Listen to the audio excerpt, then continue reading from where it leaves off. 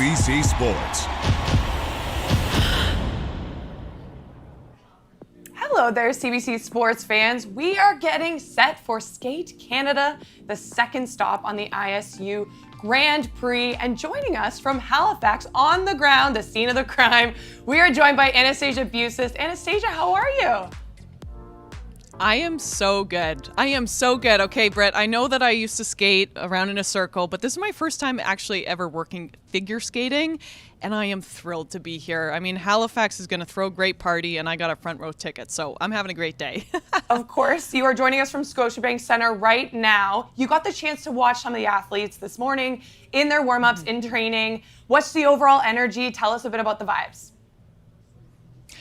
Yeah, well, first and foremost, I just got to give another shout out to Maritimers. Like, they are the friendliest people ever, and everyone is in a good mood here. Even the skaters, everyone looks really good. Canada looking very, very strong. Of course, the red and white, they're really led by Diana Stellato-Dudek and Maxime Deschamps. Of course, the reigning world champions in pairs.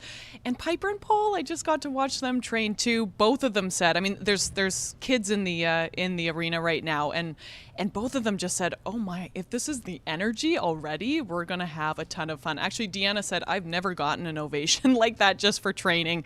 So the energy is really high. I think everyone really appreciates this building. It's a great rink.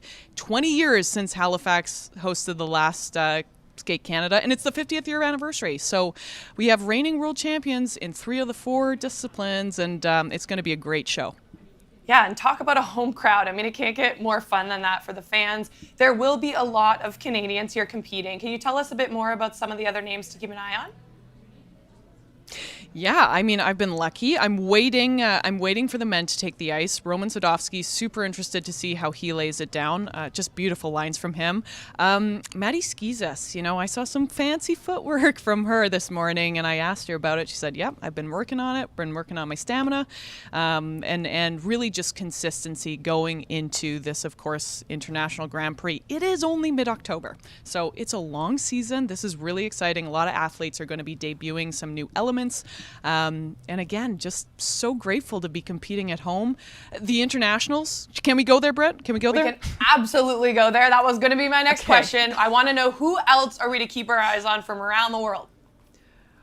So immediately I wanted to go there because Kaori Sakamoto, just had the opportunity to talk to her. She goes, I love Canada. Canada is basically a second home to me. I'm so happy to be here in Halifax. Ilya Malinin, of course, is competing here, the quad god, reigning world champion. Super excited to see what he does. He's just coming off of a big win at Skate America. And then Jason Brown and Alyssa Liu. I mean, they're back. We have seen Brown a little bit, but Alyssa retired for 2 years. This is her first Grand Prix back.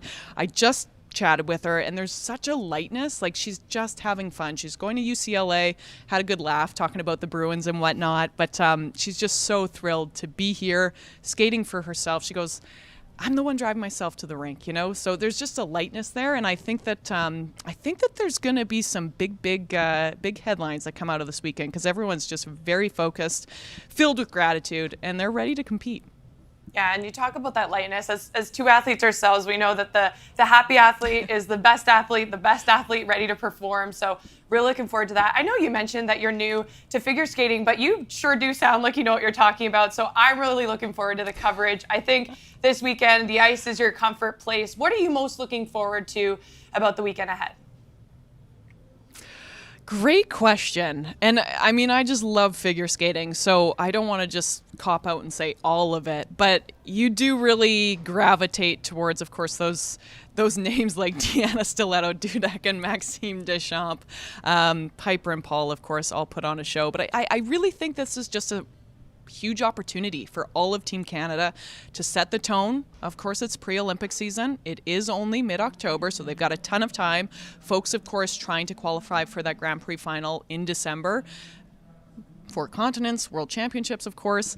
But it's a big year. It's a really big year, and I think everyone knows it, and they want to set the tone here. So excited to see what that looks like. And again, Kaori Sakamoto, I mean, she is just so lovely, and it really, really touched my heart to just hear how authentic she was when she talked about Canada, how she truly feels at home here, and they really love skating in Canada. So just those good vibes, Britt. You know me, I like to have fun. Maritimers, I got to just give them all the love again. They're throwing a good party.